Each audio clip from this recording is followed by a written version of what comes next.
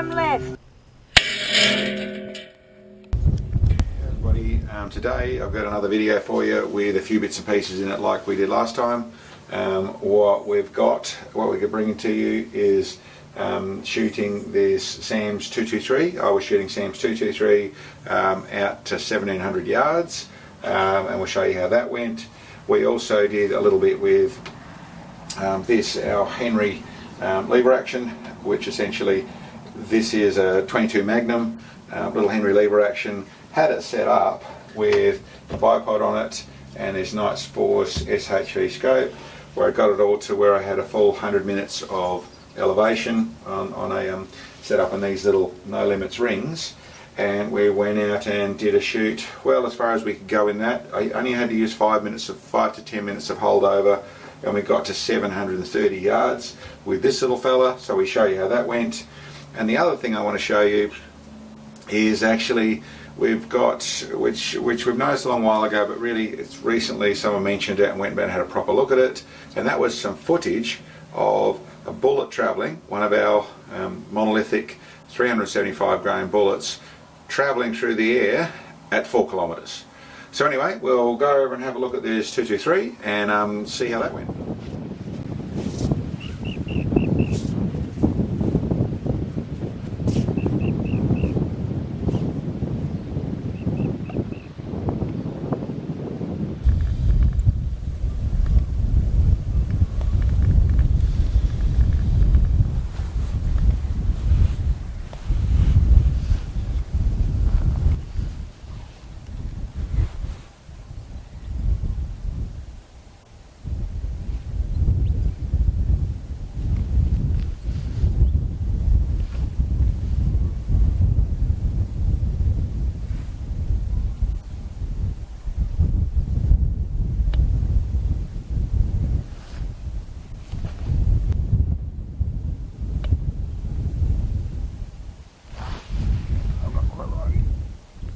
Back to 14. Those are 20 minutes. So we've got 1, 2, so those are 24, 3 minutes. For one of those 5, that's 15, 20, puts me .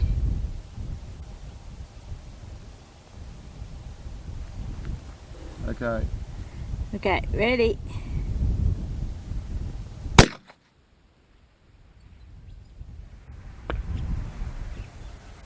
Long. Only just saw it.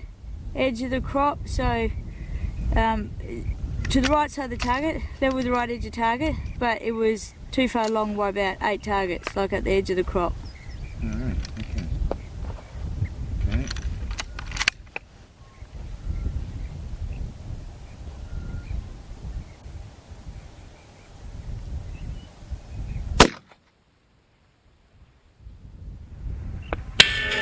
Hit! Target down! Well. Okay. Well, sometimes it's just better to be lucky than good. Target down. There we go. Okay, so that ended up. Did I do my maths wrong? Okay. So I got 100 minutes there, smack on, and that would be 24 to 3, 9, 115 minutes. Okay. I don't think we just got good. I don't think we've got good enough data out here. Yeah, okay, we haven't done it this much, have we? No, well let's just verify that range and make sure of it. Okay. So it was 1707 yards. Radio. Calculate. What was the temperature of the day? 57 Fahrenheit. 57. Done. Pressure.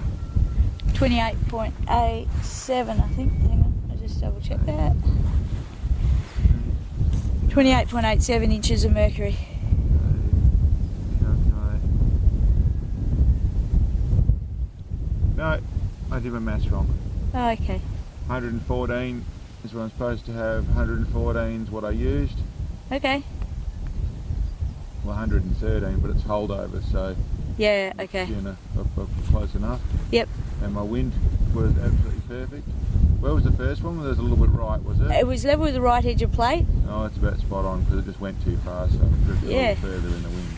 Yep. Okay, so that's a big tick to the data.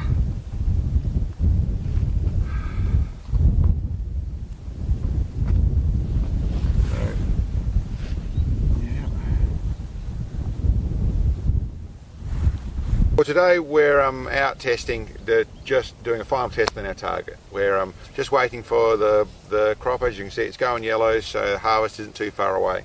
And we just thought we would do a final test with the smallest bullet we've got to do long range to make sure things are going to happen when energy gets down with our drop down target. And we're out here, same spot. You'll see up here on the actual target on this thing we've got here is a 1702. 1702 yards. 703 yards. So basically the same shot as we did with the 6.5 Creedmoor and the 243. Slightly different conditions, but very, very similar in what I expected, and it's also a good verification on the data. On there, as you'll see in the video, first one I'd messed up a little bit. I'd put in slightly the wrong calculations. I gave myself 120 minutes of, I'm using 100 minutes of internal elevation, and then I was using 20 minutes of holdover. It shot too far. I redid the maths after I saw that impact, went back to starting from fresh again, and went back to 114 minutes, did that shot and hit it. Well, I didn't see where it hit it. At this stage it still might have bounced on the target. We don't know, we'll have to go down and see. As you can see, only 2 shots, hit with a 2.23, running an 80.5 grain burger in the little 223 Lapua case, and a 2 shots to get out almost a mile. So very happy, worked very well. This is Sam's gun. This is the one that she did the eggs with, and she does all her 1,000-yard groups and that sort of stuff with. I've just extended it out in the GRS stock to suit me, and it was straight on there. Shoots really well. We'll go down to target and we'll show you what it looks like. Well, on target, that was a direct hit. Not too far, 6 inches from the centre of the target, central height, smack on target. So very happy with that with the 223. As I said up there, probably sometimes better or easier to be lucky than it is to be good. That was second shot.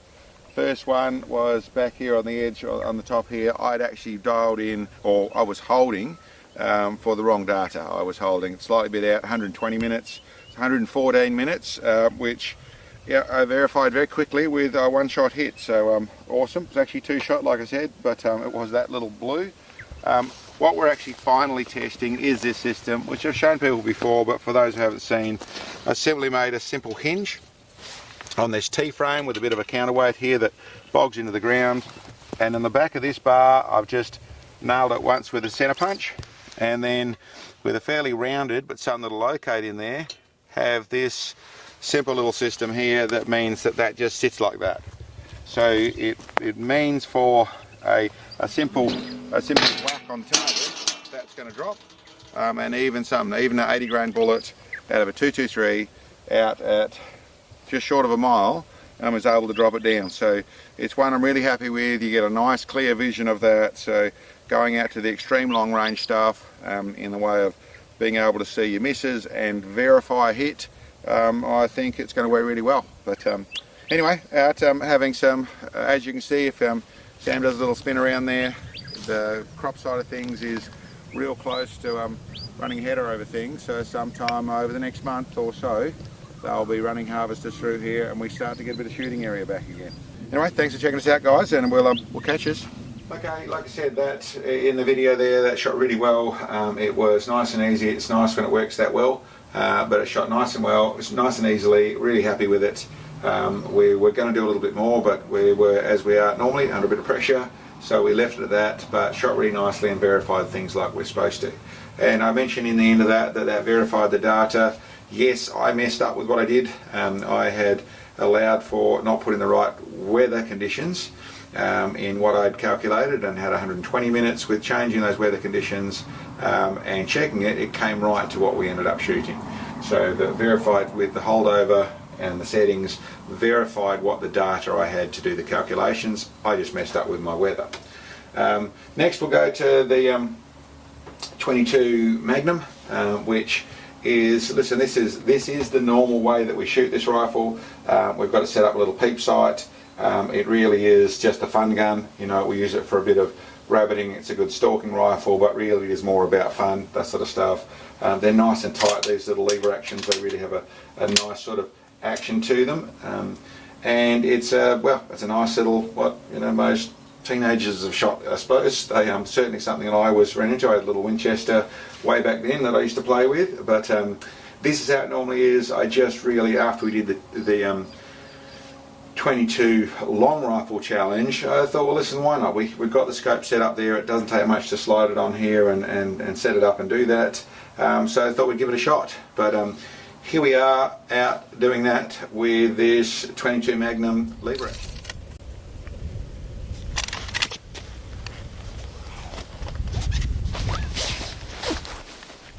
Okay, so I reckon, I don't know, it's all reset. That wind doesn't look much different. Yeah. Let's just, I'll try this.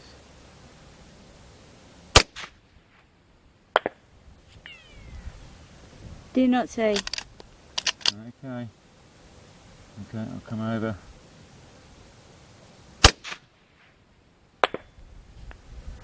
Left and tall. Okay, so if I come back down,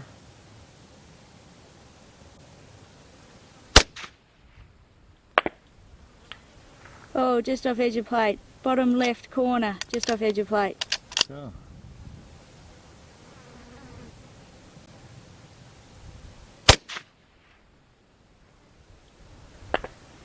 Do not see.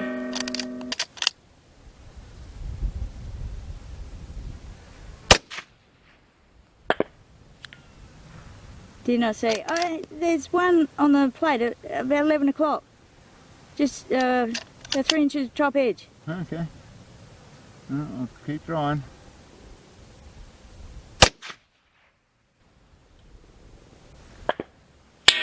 Oh, that's a hit.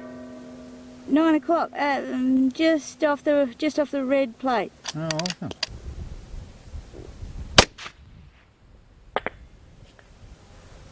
Top left. Quarter target tall, half target left.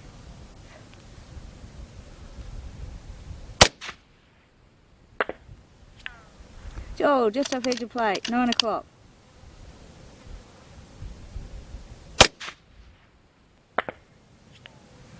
Tall. 1 o'clock. Quarter of a target tall.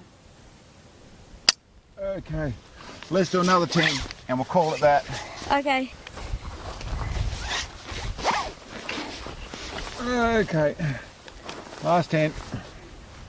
Okie Let me dokie. see if I can do anything with it if the wind doesn't change too much on a... Where's my freaking target? There it is. Okay. So where was I?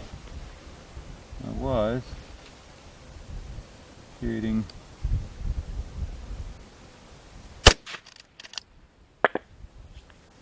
Tall. Quarter of a target left, 1.5 targets tall.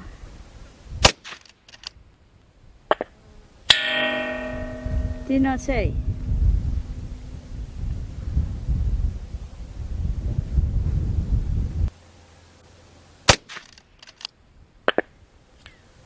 Left. Level with bottom edge of plate, 1 target left.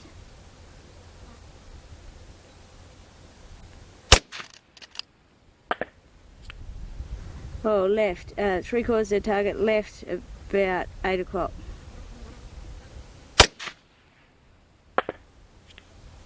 Tall, just off the top right corner. Unbelievable, I've chased it all the way over.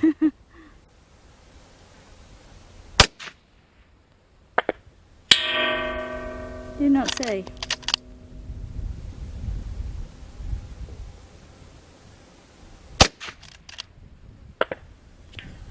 Oh, just off left edge of plate. 8 o'clock, just off, dust. Right, 1.5 targets right, 2 o'clock.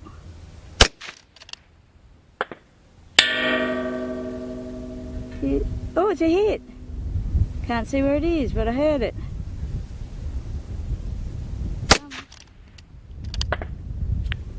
Right, 3 o'clock. I have target right. Well, I'll take that. Yeah. 20 shots. We got at least 3 on plate. Yeah. I didn't get a little red plate, but that was too hard. That was hard work, that wasn't hold went across that last 10 there in the tube. That went from 6 foot into the bush on the left hand side. Yeah. And then it'll go on the left over to the right hand side. And then I was holding right off the on the right edge of the road, and then started working back again. So that hit, Yeah. I was right back in the centre of the plate. Wow. So the next one was to the right, then I held a target and a half to the right, it still shot to the right, so it was generally again, that's just the wind's moving all over the place. Which Sure the flag's is. telling us a little bit, but not that much. Yeah, that's it. Oh, that was fun. Well, not really. It's hot, sweaty, the flies are out. Well, we better go and have a look at where they all landed. Yeah. Okay, here we are at target. We actually checked it out. We actually got 5 hits. So this one down here, have a close look at that, has actually 2 hits on it. So there's actually 5 hits we got. We didn't manage to get our centre plate. Wind was a bit erratic all over the place. I'll just quickly show you, these are the little, we found the 5, and they are a very light jacketed bullet. These are the 40 grain federal ammo for the what is it, the 22 Magnum. So interesting, I haven't seen them look like that before, or haven't seen them before once they've exploded like that, but anyway, all interesting. And other than that, I should verify the range. This was zeroed up at target. And we've got 729 yards. So just on, I was actually working on 730 yards, and we're using just on just over 105 minutes of elevation is what it took today, which is only a tiny bit of holdover, and all went really nicely. The little SHV, Night Force SHV scope is what I slotted on there. That went nicely. And a failed attempt. We didn't manage to get our little centre target here, but still got on the 24-inch plate to that range, so happy with that, with the day, with the wind like. Okay, as you saw, this little fella, when it was set up like that, did very well. The wind was really erratic. What we'd actually done, we went through about 20 rounds finding and working out where to set up our target. Well, it was actually 15 rounds of messing around, 15 shots of messing around, worked out we're going to set up a target, came back to that target, and went out and set up, and you see the 20 rounds we did after that. Shot really well, I was really happy. I'd have to say, as I try and mention there, the wind went from, I was chasing the wind, but I had been shooting from around about 12 feet from one side of the target was where I was holding, right over to about 8 feet on the other side of the target, and chasing backwards and forwards. I ended up back on the target a couple of times there, but really very heavily affected by the wind, but it wasn't the best day wind-wise, but still did very well. Last thing I'm going to go through was this footage we've got of a bullet travelling through the air at 4 kilometres. It is from the video we did with a hit on target. It's one of the shots not too far before. We just missed the target by 4 inches or 6 inches or something like that. And you can just see it. I remember seeing it, but didn't follow it up and chase it through. Someone had actually mentioned how good it was to see that bullet. I went back and then I found the original footage, went through. I couldn't get a lot sharper. And to be truth, there's a bit more arse than class in capturing that. The bullet is still doing in the 800 feet per second out there, 750 or 800 feet per second, so that's still 800 kilometres an hour. And if you do your timing on things, that means that with a normal GoPro setup shooting at around the 80 frames per second, 60 or 80 frames per second, we're only capturing there's only one, sorry, I haven't done the maths properly on it, but it's about 12 feet of room, 12 feet of area, 12 to 16 feet is how far the bullet travels through a frame. So most of the frames have got nothing, but that one has it captured a nice neat plate.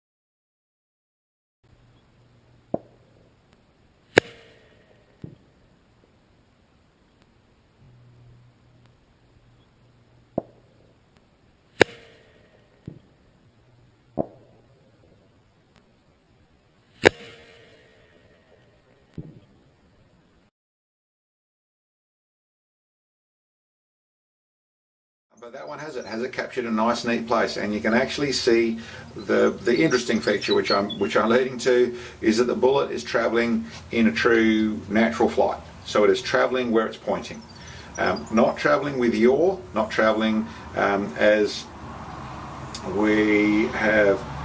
And I suppose what I'd say here is it's been led to believe or understand that a bullet travels with centrifugal force. So it goes, if your muzzle's pointing up, the bullet travels like that until it comes down to the ground like that. It doesn't follow an arc, it travels with yaw. That's the name for what we're talking about. A bit like a spiral or a torpedo, we call them over here, in the way of a rotating ball, that'll actually travel where it comes up and goes down with that same force. The centrifugal force is holding it. Now, as you'll notice, with a spiral or a torpedo, there are some that do go up and come down like that. There's also some that actually go and follow with a natural flight path. Now, as for the science of it, is this to do with the fact that they are, the shape of the bullet? Is it to do with the fact that they are a monolithic bullet? Is it to do with the fact that it's not a lead core bullet, so it's using its aerodynamic stability more than its gyroscopic or its spinning stability? Truth of it, I have a suspicion that it's a balance of the two.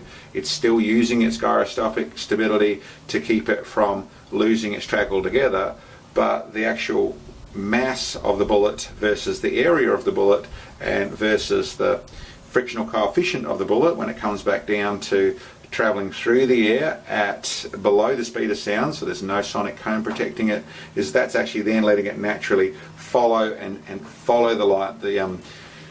It's where it's pointing. So essentially the nose starts pointing forward, the back starts working like a tail, and it starts travelling like a dart.